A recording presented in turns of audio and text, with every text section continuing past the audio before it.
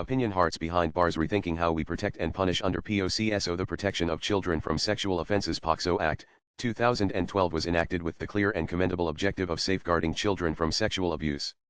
However, more than a decade since its introduction, the law is increasingly facing scrutiny for its unintended consequences, particularly its impact on consensual romantic relationships between adolescents. In its current form, the POCSO Act does not distinguish between exploitative abuse and consensual intimacy among teenagers. As a result, many young people find themselves caught in the criminal justice system for relationships that are neither harmful nor predatory. NaN and POCSO defines any individual under 18 as a child, thereby criminalizing all sexual activity involving minors, regardless of consent. While this framework aims to create a clear standard for protection, it also leads to situations where mutual adolescent relationships are treated on par with serious offenses such as child molestation or assault. For example, a consensual relationship between a 17-year-old girl and a 19-year-old boy falls within the purview of statutory rape under POCSO.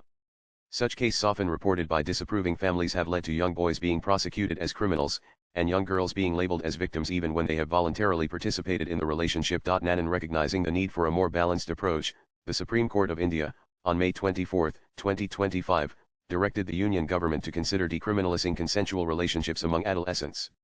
A bench comprising Justices Abhay Asoka and Ujjuyan also stressed the importance of introducing a comprehensive sexual and reproductive health education policy. The court further recommended the formation of an expert committee to study the issue and submit its report by July 25, 2025. This directive came in light of a case where a man was convicted for a relationship that began when he was an adult but the girl was still a minor. The judgment noted that the emotional attachment and current life circumstances of the individuals involved must be taken into account when dispensing justice. Echoing the sentiment, several high courts, including those in Delhi, Madras, and Kerala, have expressed concern over the criminalization of consensual adolescent relationships. In one such observation, Justice Jasmeet Singh of the Delhi High Court remarked, "Love is a fundamental human experience, and adolescents have the right to form emotional connections. The law should evolve to acknowledge and respect these relationships, as long as they are consensual and free from coercion." NaN and recent data reinforces the need to revisit the current legal approach. Studies conducted by the Center for Child and the Law (NLCO) and organizations such as Enfold Proactive Health Trust and UNICEF India reveal that NaN and as of May 2024, there were nearly 3 lakh pending POCSO cases, with over 1.6 lakh disposed of since 2019. The judicial burden is significant and growing. Further, the NCRB 2017 report found that the majority of POCSO victims, 8,266 cases, were aged between 16-18 years, a group most likely to engage in consensual romantic relationships. NaN and India's approach to age of consent is among the strictest globally. Many countries have introduced legal safeguards for consensual adolescent relationships. These nations often include clause exemptions, commonly known as Romeo and Juliet clauses, which prevent prosecution when the age gap between consenting partners is minimal, usually 34 years. While India maintains a strict age of consent at 18 without exceptions, the judiciary and policy experts have increasingly argued for reforms that introduce flexibility without weakening child protection. NaN and the conversation around adolescent relationships is not new. The 283rd Law Commission report had already recommended judicial discretion in prosecuting consensual relationships involving individuals aged between 16 and 18.